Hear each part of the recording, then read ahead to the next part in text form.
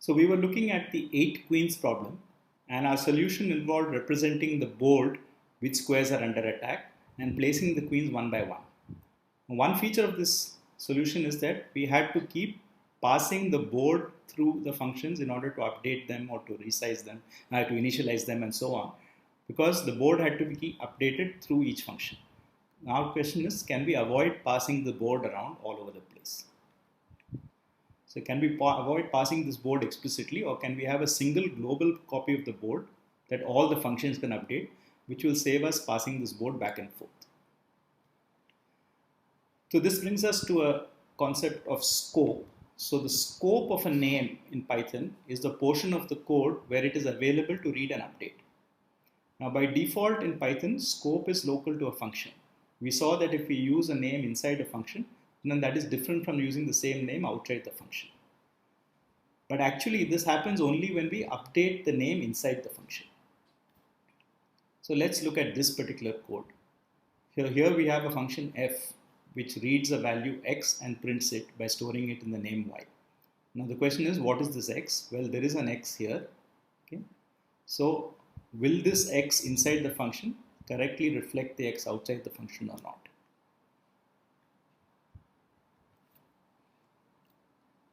So here we see that function. We have written a file f1.py which contains exactly that code. So we have a function f which reads an x from outside and tries to print it. Okay, and if we run this, then indeed it prints the value 7 as we expect. So y gets the value 7 because x has the value 7 outside, and that x is inherited inside the function from inside f.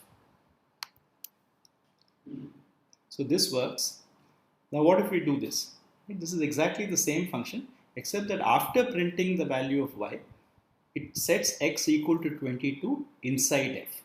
Now what happens? Right, so here is f2.py, the code at the middle of the screen. So the only difference with respect to f1.py is the extra assignment x equal to 22 inside f. Now if we try to run f2.py, okay, then it gives us an error saying that the original assignment y equal to x gives us an unbound local name. There is no x which is available at this point inside f. So somehow assigning x equal to 22 inside f changed the status of x. It is no longer willing to look up the outside x. It insists that there is an inside x.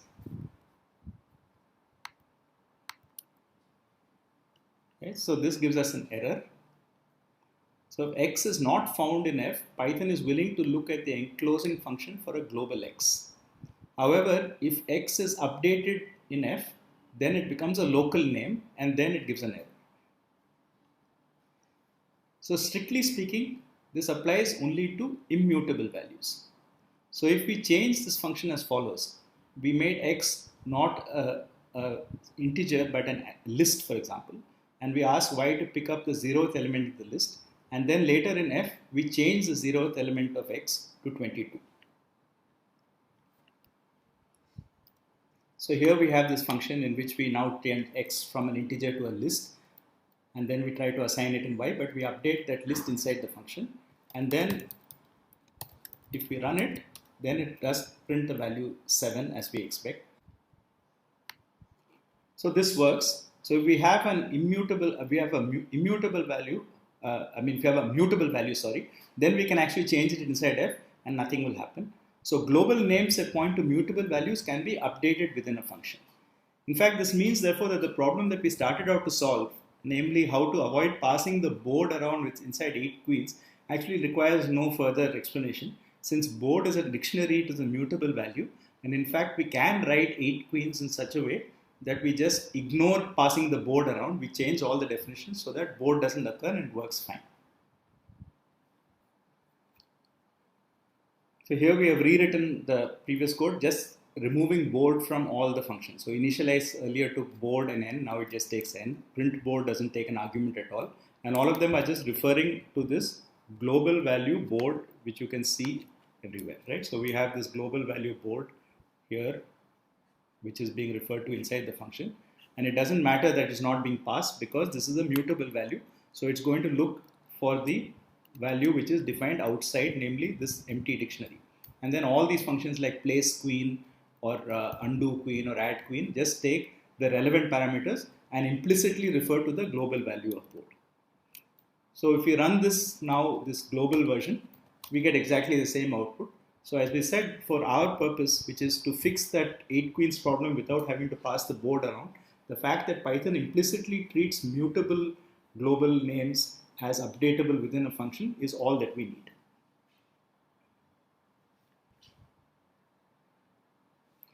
But what if we actually want a global integer? Okay. Why would we want a global integer? Well, suppose, for instance, we want to count the number of times a function is called. So every time a function is called, we would like to update that integer inside this function. But that function, that integer cannot be a local name to the function because that local value will be destroyed when the function ends. We want it to persist. So it must be a value which exists outside the function. But being an integer, it's an immutable value, and therefore if we try to update it inside the function, it will treat it as a local value. So how do we get around this? Okay. So Python has a declaration called global, which says a name is to be referred to globally and not taken as a local value. So if we change our earlier definition of f so that we add this particular tag global x, then it says that this x and this x both refer to the same x outside. Okay. So this is a way of telling Python, don't confuse this x equal to 22 with creation of a new local name x. All x's referred to in f are actually the same as the x outside and to be treated as global values. So this is one way in which we can make an immutable value accessible globally within a Python program. So here is that global code. So we have global x, and just to make sure that the x equal to 22 inside is actually affecting the x outside, we have a print x now after the call to f, right? So at the bottom of the main program, we have print x. Now x was 7 before f was called, but x got set to 22 inside f. So we would expect the second print statement to give us 22. So this statement should first print 7, right? Should print a 7 from the print y, and then print 22 from this print x. So if we run this, indeed this is what we see.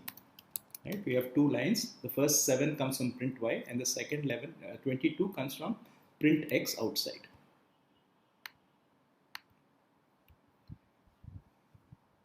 So while we are on the topic of local scope, Python allows us to define functions within functions. So here, for instance, the function f has defined functions g and h. G of a returns a plus 1, h of b returns 2 times b.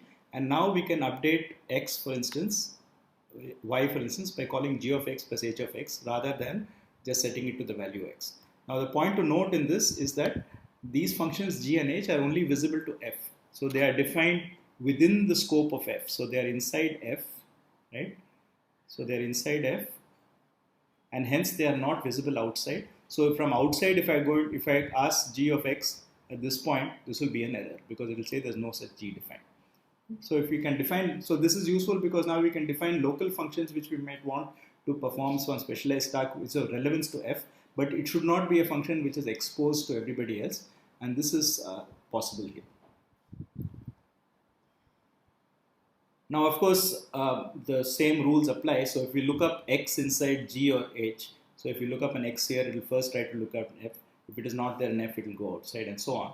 Okay? So either we can declare it global, in which case we can update it within g or h, or it will use the same rule as before. If we don't update an immutable value, it will look outside. And if it is a mutable value, it will allow us to update it from inside. Now there are some further refinements. So Python has an intermediate scope called non-local, which says within g and h refer to the value inside f, but not to the value outside f. Okay, so this is a technicality, and it will not be very relevant. If we need it, we will come back to it. But for the moment, if you want to find out more about non-local declarations, please see the Python documentation. But global is the important one. Global allows us to transfer an immutable value from outside into the function and make it updatable within a function. To summarize, what we have seen is that Python names are looked up inside out from within functions. If we update an immutable value, it creates a local copy. So we need to have a global definition to update immutable values. On the other hand, if we have mutable values like lists and dictionaries, there is no problem. Within a function, we can implicitly refer to the global one and update it. And this we saw in our 8 queens solution. We can make the board into a global value and just keep updating it within each function rather than passing it around explicitly as an argument. And finally, what we have seen is that we can nest functions, so we can create so-called helper functions within functions that are hidden to the outside but can be used inside the function to logically break up its activities into smaller units.